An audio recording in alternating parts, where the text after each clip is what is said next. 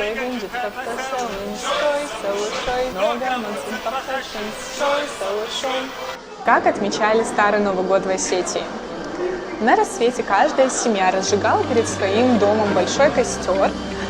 Молодежь ходила вокруг костра с песней «Шой-шой», а также проговаривались пожелания, чтобы в этом костре догорели все несчастья, козни врагов, беды.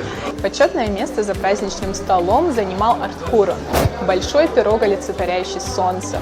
Все домочадцы должны были отведать по кусочку, но посторонним им угощать было не принято. Но и про гостей на Старый Новый год не забывали. Женщины пекли башалта, традиционные булочки разной формы.